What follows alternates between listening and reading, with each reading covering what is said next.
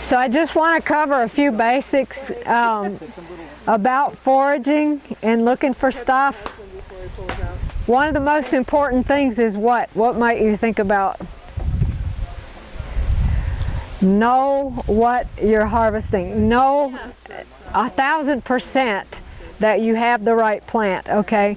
You also want to look around at the area where you're harvesting, and like right over here, there's some fields that are sprayed. You're not going to want to harvest next to those fields, obviously, okay? If it's next to a highway, a busy highway, now if it's a road that a car passes 3 or 4 times a day, that's not a big deal, okay? But if it's a busy highway, you don't want to harvest your herbs next to a busy highway, okay? The big thing is just kind of use your head. Is this plant toxic? Is it going to have runoff from a field? Is it next to water that could have a runoff from a field? There's a lot of, right on the edge of town, there's a lot of cattails that I would love to harvest, but they're right on the edge of a field that I know is sprayed. So I'm not going to harvest that. That we have a couple of places, we've been very blessed with a couple of opportunities to go to farms that are rangeland that has never been sprayed. And there's sloughs that have stuff around that we can harvest there. So just be sure that you know that your plant is not toxic. And then another thing is if you're not harvesting on your land, obtain permission. You know, we want to be honest and not steal from folks. So what I want to do is I actually want to start right here in the park. Can anybody look around and see any food or medicine in the park right now that you could almost reach out and touch? Anybody? Yes? Yeah, the dandelion. Dandelion, that's a good one. Okay, there's dandelions. Of course, I know that my brother-in-law takes care of the park and he sprays. So we wouldn't harvest here, but excellent. There's dandelions here. There's some thistles. All thistles are edible. You just have to eat them very carefully because of the little spines on them. If you look at the cottonwood tree, the inner bark and the buds of the cotton and even the leaves on the cottonwood tree, the leaves of the cottonwood tree are edible. Did you know that? Really? They don't taste exactly good, but they're very high in amino acids. Okay, it's best to use the younger leaves. The buds and the inner bark and the leaves to some extent are very high in salicin. Who knows what that is? Acetylsalicylic acid. Have you ever heard of that? What's that? Aspirin. Right. So you can make a pain medicine from the buds that come out in the spring of the cottonwood tree. Okay. You can also take the inner bark of the cottonwood tree. And what I mean by the inner bark, I can show you if somebody hand me one of those sticks right there. Okay. You have the outer bark that's a little tougher, and then right under it you have that really green stuff. Can everybody see that? That green stuff is called the cambium layer, and that's where a lot of your medicine is. Okay, you can use some of the outer bark, but it's the inner bark that you really want most of the time on any tree that has medicinal bark. Oops, sorry. Okay, the other one I wanted to bring out that's here in the park, you have an elm tree right here. Okay, all elm trees, the inner bark of the elm tree can be harvested and dried. It's got a property called demulcent, which means it's really good for any mucous membrane inside your body. You can, most of us think, if you're at all accustomed to herbs, you might think of slippery elm bark. But the slippery elm tree, the bark that comes from, has been grossly over-harvested. And what people don't realize is that even the Siberian elm, the Chinese elm, any elm tree, the inner bark is good for medicine. Okay? And what you would do is harvest that bark, you can dry it and then grind it to a powder, either like in a blender or a seed grinder, coffee grinder, anything like that. You can just grind it up, and then you can mix it with applesauce or something. And for people who are really like, I've worked with a patient before that had Clostridium difficile, which is a real serious gut infection, and they really can't keep anything in, but you can make a very nourishing gruel with this elm bark and applesauce, and that's something that they can tolerate very readily. Okay, let's kind of everybody gather up and let's start heading this way. We're going to look at some other edibles and medicinals. Let's go over here. We'll go to this locust tree. Do y'all know that these are edible? The seeds are edible. You can also make like a drink out of them. They're kind of antiseptic. You can use them like as a wound wash, make a tea out of them and use them as a wound wash. But you can make like a coffee substitute out of the seeds. These are green seeds. It's kind of the time of year that you would want to harvest them. And you can feel the seeds in there and make it. These are kind of immature. You can eat these and they taste like, kind of like garden peas. So if I eat it and I don't die, you guys want to try it? Yeah, sure. We'll wait a minute and see. Wait a minute and see if I start kicking. Yeah, so it will sustain life. This is a survival food, okay? So this is the locust tree. All right, where are we going from here? Let's see. I think we're going to head over towards Cleta's workplace. And on the way, I have a few things that I want to show you. We'll just go this way. If you'll notice, you know, the little animals are eating the seeds out of this. Oh, yeah. You see that? We can harvest these and eat these, okay? Who knows what spruce tips are good for? Spruce needles. I know you know. You should know? You should know. What about pine needles? Tea? Yes, you can make a tea. I don't know what medicinally. Vitamin C. Very high in vitamin C. Spruce tea is very high in vitamin C. It also contains something called shikimic acid. And at the beginning of all of the COVID stuff, I did a video called All Things Spiked. And if you notice, the leaf pattern as it comes off is kind of spiky. So this contains a measure of shikimic acid, which is very effective against any type of virus. It has very powerful antiviral properties. So, and I actually prefer spruce tea to pine tea. In the springtime, the young tips that come out are more mild, but they're not as medicinal. They don't have as many medicinal properties. So the older needles are where more of your medicinal properties are going to come from. So the young tips in the spring, though, are milder and I think more pleasant in a tea. Okay, we're going to head diagonally this way. You know what? Since you guys told me about the wormwood, does everybody know what wormwood looks like here in North Dakota? No. Okay, well, let's go find out. Don't touch this. Joni, point them out, the wormwood. It's the wonderful lacy plant right here in the middle. Oh, yeah. And it's also called by the locals stinkweed. Yeah, I actually kind of like the smell of it. Wormwood is in, I mean, the name kind of gives it away, wormwood. It's good for eliminating parasites from the body, worms and stuff. But it's also a very good liver tonic. People don't realize that if their bile flow in the liver is sluggish, they're toxic. You're just going to accumulate toxins. But if you take the wormwood, it helps to move those toxins out by increasing the bile flow. So if you Google what is the most bitter herb, wormwood is probably either at or near the top in every list I've ever looked at.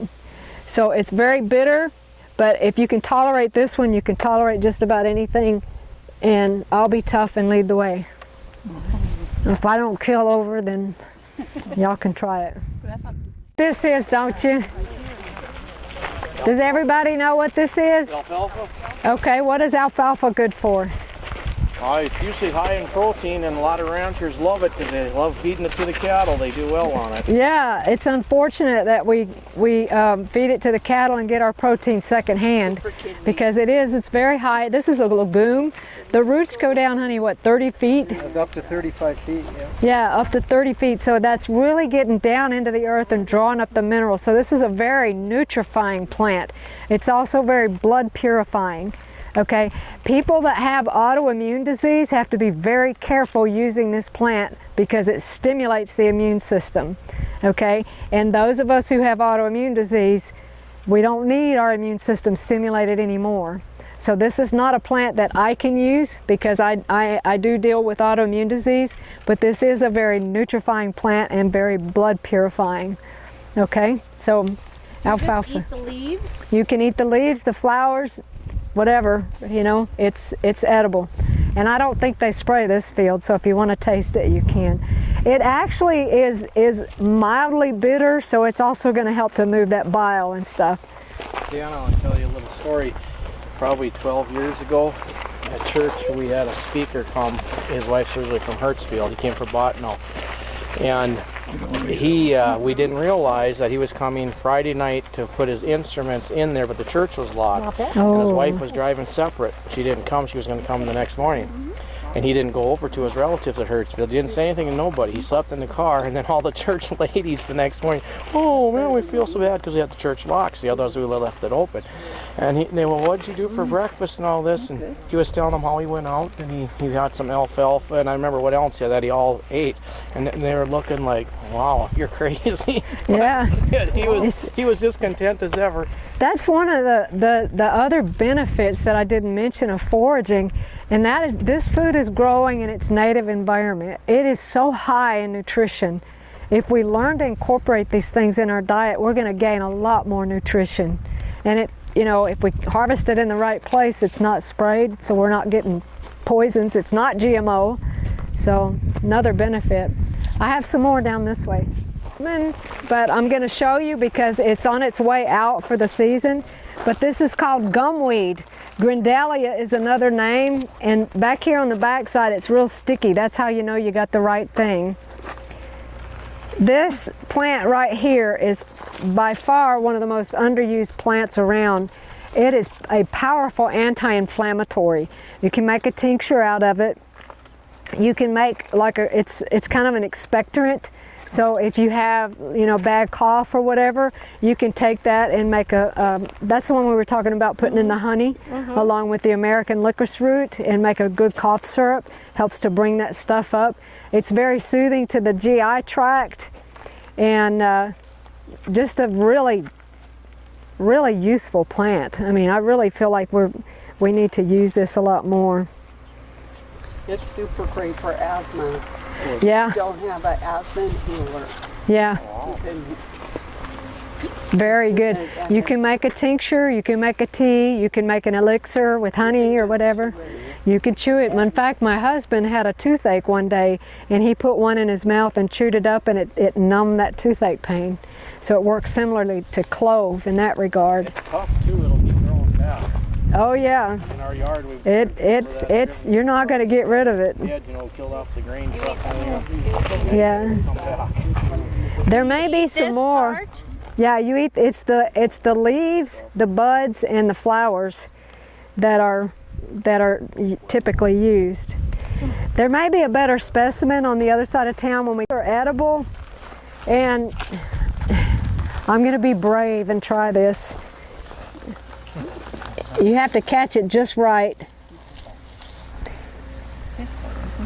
And what you do is you take off the leaves, and it's the stem that you eat. All thistles are edible. Okay, they taste a little bit like celery. Okay, but you have to harvest with care because they're very spiny. So if these are growing in your yard, take revenge and put them in your salad. What's this stuff? Seeds. What kind of seeds? What do we know it as? Psyllium. That's psyllium. Oh! That's psyllium. So those are psyllium seeds, and what just blew off is the psyllium husk. Okay, so that's where psyllium comes from. But you can plant that and grow plantain. Right, you want some seeds? Actually, we've been harvesting them. Okay, and then My of course sister. the leaves, very good for wound care.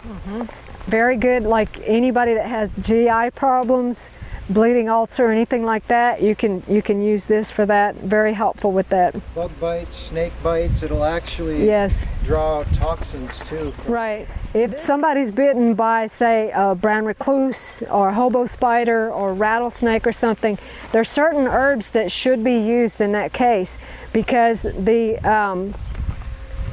snake venom contains something called hyaluronidase, and hyaluronic acid is kind of like glue that holds our cells together. That hyaluronidase in their venom dissolves that, so you have a lot of tissue damage whenever you have any kind of bite from these venomous, snakes or spiders or what have you. But these contain hyaluronidase inhibitors, and you can use them for those bites and stings. Okay, the herbs that are most commonly known that have that are plantain, echinacea, turmeric, and I think rosemary has some as well. So these are very good in any kind of emergency bite or sting. So you make it into a tincture, or You can use it as a tincture, you can use it as a wound wash, you can use it as a tea internally. I had a patient recently, her husband, wormwood in my throat. Her husband had been bitten by a brown recluse, and he was headed for surgery, and he probably would have lost his entire calf muscle. Yeah, but I convinced her to do something. I said, she had plantain, she had echinacea, she had turmeric, and I said, take those things, and for the next 24 hours, everything your husband drinks needs to come from one of those plants. And then I want you to make poultices out of one of these plants and put it on there. And then I had her do hot and cold contrast with charcoal in the hot water, and then the other was just cold water. Within 24 hours, he was completely reversed, and in 3 days, he wouldn't let her do treatments anymore because he was fine. So he didn't go to surgery.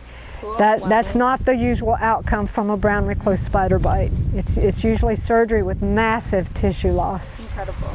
Yeah. Plantain is good too for sunburn or any kind of spider bite, ant bite, whether it's venomous or not. It's just soothing. Yes, very soothing. Takes- We had a little guy that was helping us on the farm one time. He got stung by ants all over, and we had him put some, I said, just take this plantain, chew it up a little, and smear it on there. He was dumbfounded because it just took the sting right out. Cool. Full So, of flavonoids, which are anti-inflammatory.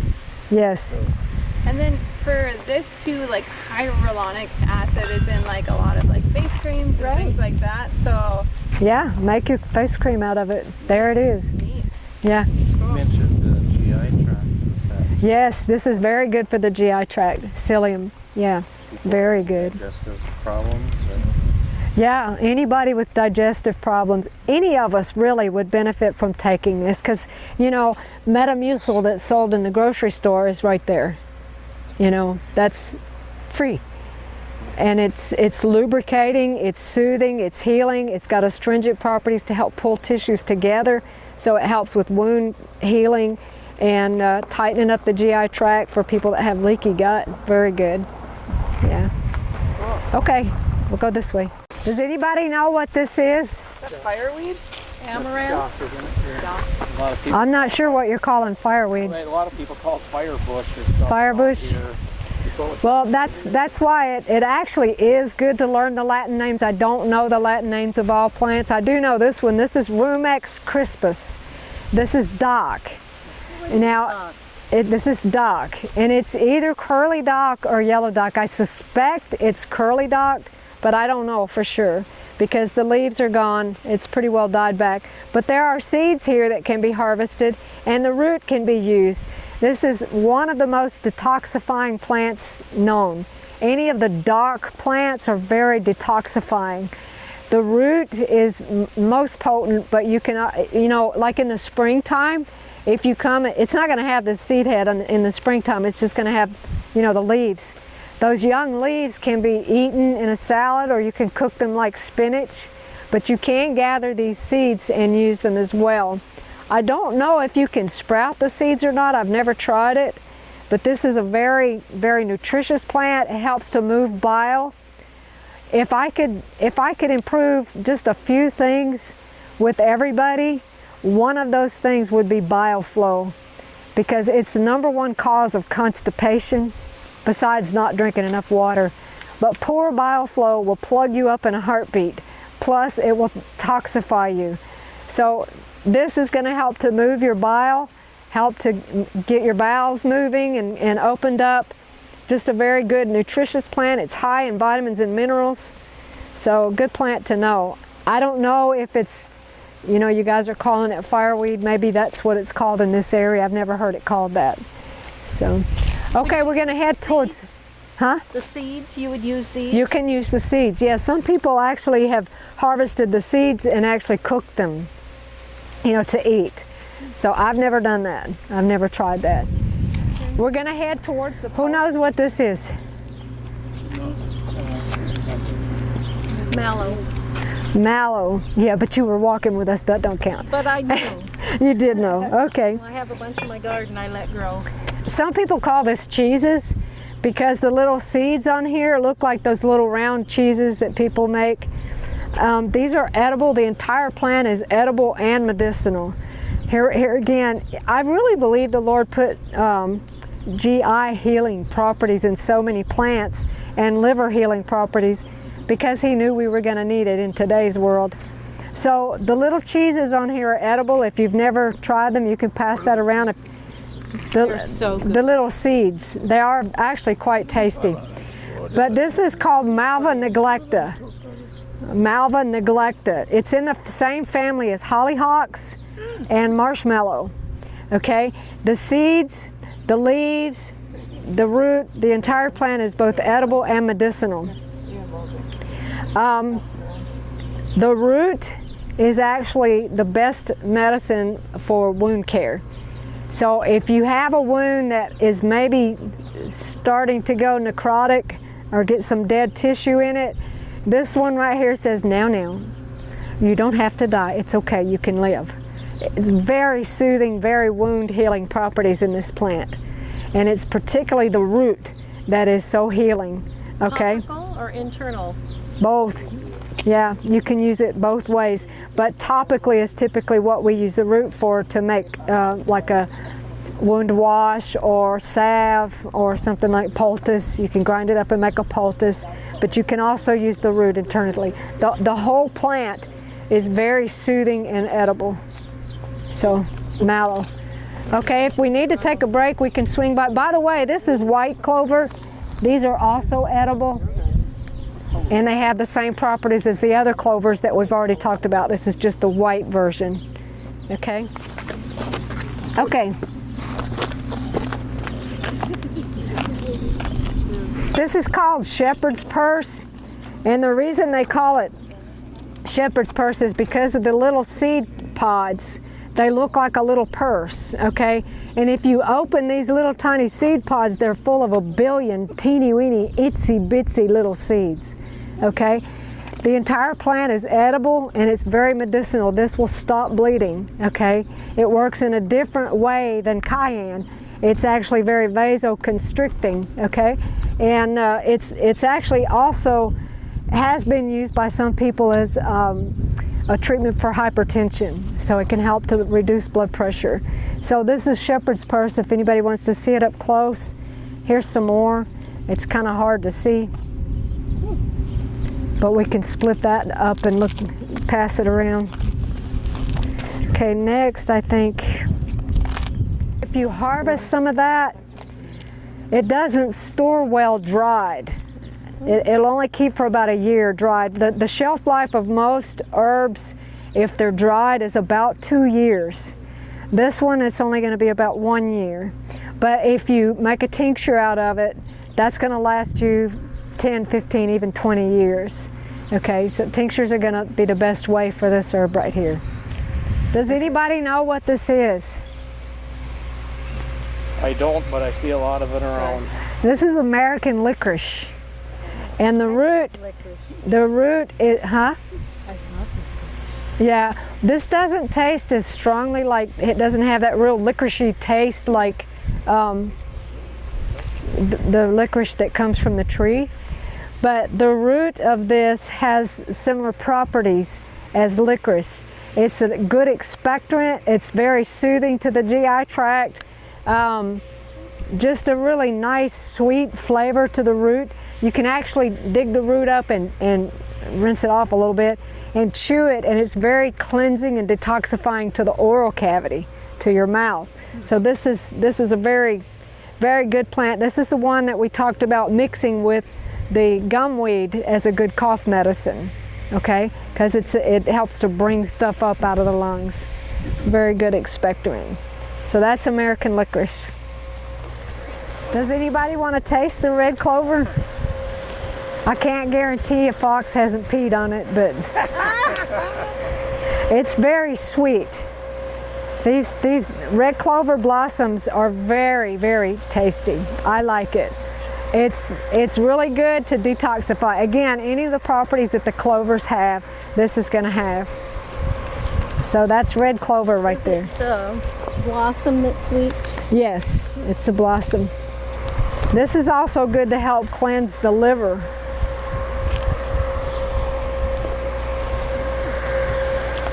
Okay, red clover. We got some right over here too. Does anybody know what this is? That's that opium lettuce. They call it curly dock back east. It's in the dock family.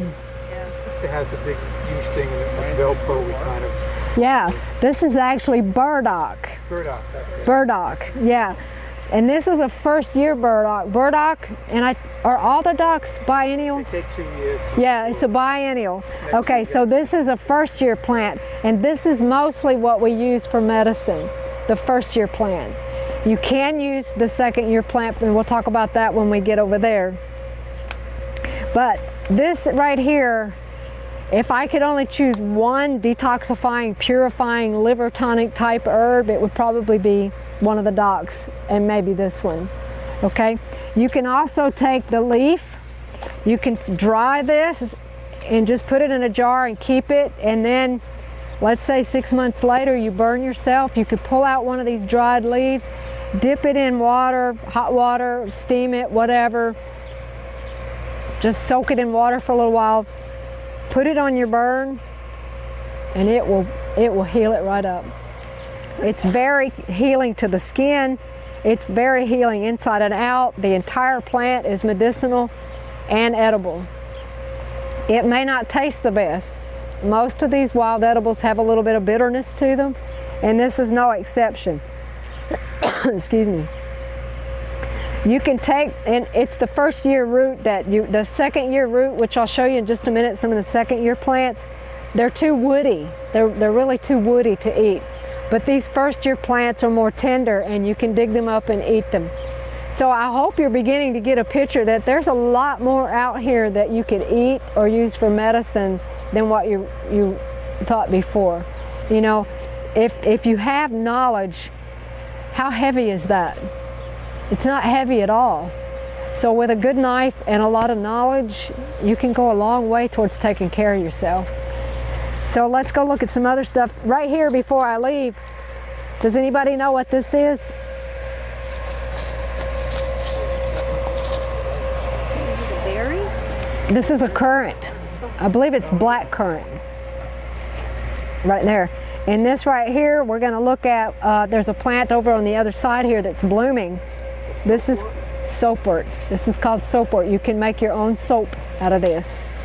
So if you take the plant or the leaves or what have you, and it's especially the flower like this, if you take it and rub it, besides turning you green, it actually cleans your skin.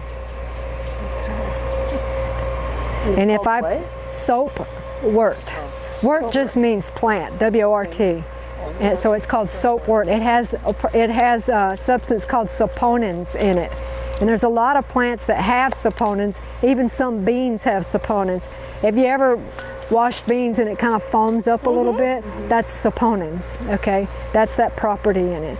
But you know, it's very, actually works pretty good to cleanse. What's that? Which one was it? Wormwood? It's this one. Is that wormwood? We're gonna look at one that's in bloom over on the other side so you can see what that looks like in bloom. Come up here and let's look at some of this stuff. What are they? Second year burdock.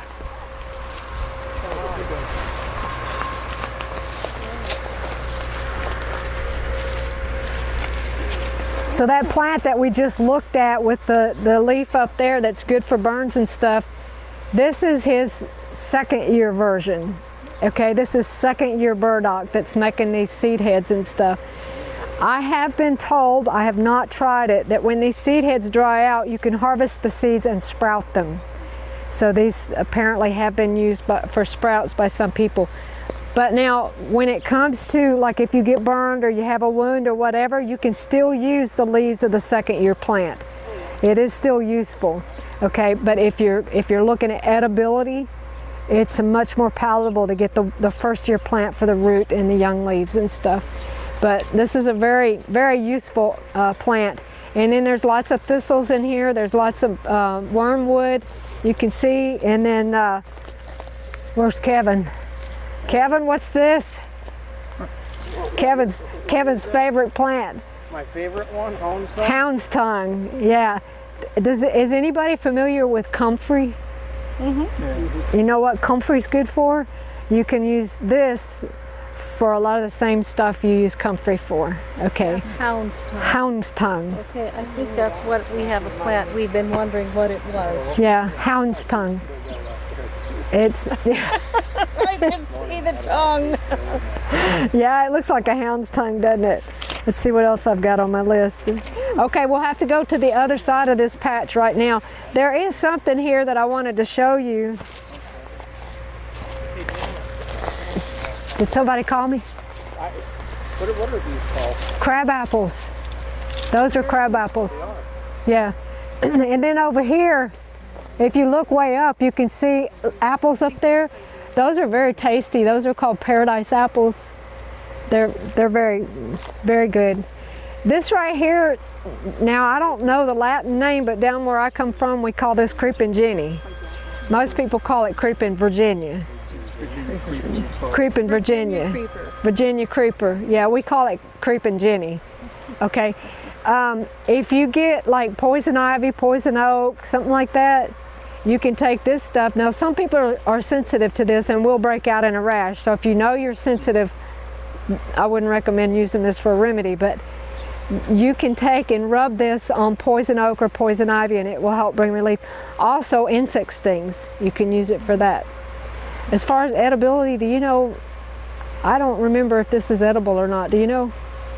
This is edible? Yeah, I don't remember. I'd have to look that one up. What about But the berries?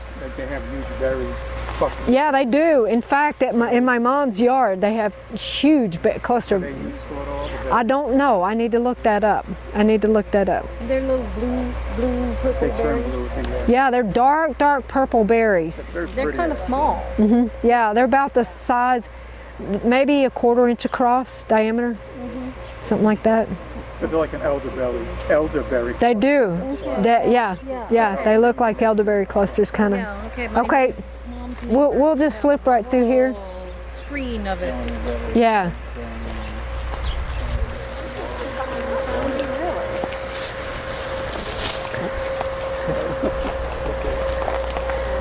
Does anybody know what this is? Does anybody know what this is? No? This is choke cherry. The berries are mostly gone. You can see up in the top. Okay, that's actually creeping Jenny berries. You see those? Yeah. That's the creeping Jenny berries. He's running up in there, so that about fooled me. But no, that's not choke cherries. That's creeping Jenny berries up I was there. going to say they're all gone. See, they were Yeah. all on Are these creeping stems. Jenny berries edible or no? I don't know. That's one of the things I would need to find out. Okay. I've not researched that one enough.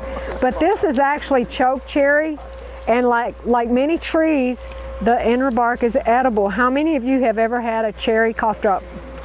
Of course. make your own, okay? Make your own. And it's the inner bark. Now, of these small twigs like this, you can use all of the whole bark, because the outer bark is still very soft and tender. But typically it's the inner bark that you're going to use, and if you peel this back, you'll see what I'm talking about. Okay, we could just pass this around and you can see that little fibrous inner bark there. And that's chokecherry, and you can actually use that to make cough syrup. Make what? Cough syrup. Yeah.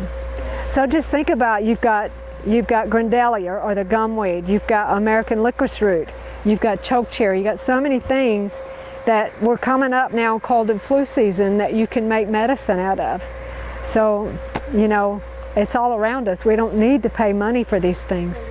You can just, I mean, you can see the suds in it. It's in for fact, external use. Yes, yeah. I don't know that soapwort has any internal use. I would have to look that up. I don't know for sure. But this is soapwort. This is what it looks like in the bloom. The bloom looks a lot like phlox blooms. But this is how you make your own soap when you're in the wilderness. Don't they even grind the roots for soap too? I thought I read. Or Yes. What's that? grind the roots for soap too when it's dried. If you dry the roots, you can grind them. Yeah, the whole plant has the saponins in it. So yeah, you can use the whole plant. And it won't turn you green that way, probably.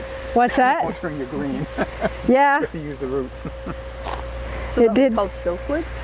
SOAP, soap Oh, wort. Soapwort. W-O-R-T. Wort is one. Wort just means plant. It's like a old English word for plant.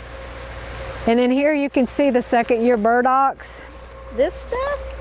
Yeah. So you can actually, Oh, I thought they're cockleburs. this is burdock. And it's in the same family I as, got it in my hair. I was helping Dad. oh yeah. Dogs Yeah. through there. Oh, yeah. That's what was in my hair. It was burdock. Burdock, yeah, but you can take and harvest the seeds out of that and sprout them. That's nature's Velcro. Yeah, it's tough too. Wow. Get some horsetails in their manes. Yes. I Yeah. was helping Dad, cut some out of an area, and I got it all in my hair. Yes. Yeah. You know what this is? That's lamb's quarters. Yep. That's a good point. Y'all come close. And there's two things here that I want to show you. One that Joni just showed me. Does anybody know what this is? Is that lamb's quarter? Lamb's quarters. Some people call it goosefoot. This plant right here is super nutritious, and it's actually really tasty. The seeds, once they dry out, you can use them like you would quinoa or teff or amaranth, any of those. So it's a good gluten-free alternative. And the leaves are actually quite tasty. You can add them raw to a salad or what have you. Cattle will eat it. Yeah, Kind of. yeah. They won't eat wormwood, or they don't like to. But And then who knows what this is? Catnip. Catnip. Oh, is it? Catnip. I wondered. Yeah, yeah.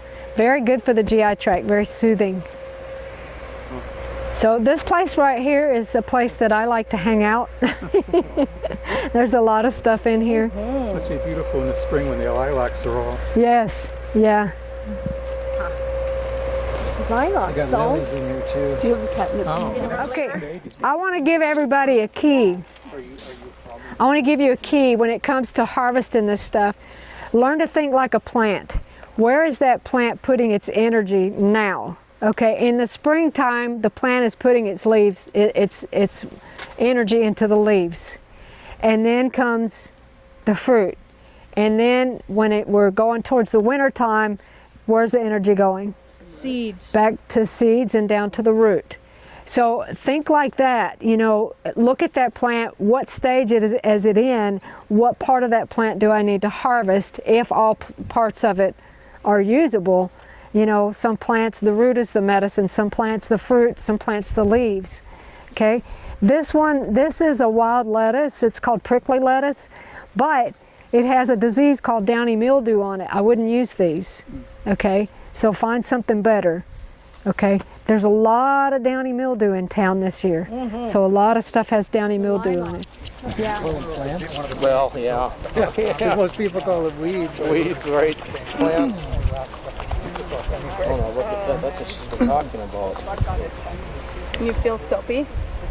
Oh, I love that. Oh, look at Yeah, that. Can I just feel it on your I hand? just needed a space to spread out and do Cool. Yeah. That's so fun. and I wanted to be It actually feels very clean. Yeah. Yeah, Well, it feels now I'm very. going to have to try that. Well, that's what you enjoy. Anybody else want to feel the soapwort? I got seeds and plants and oh, it's very sudsy. I use cast. Oh wow. Oh, wow. The long oval. But One of my Soapwort. favorite stocks. I love it. No, because of a diabetic type. Oh, yeah. Sure.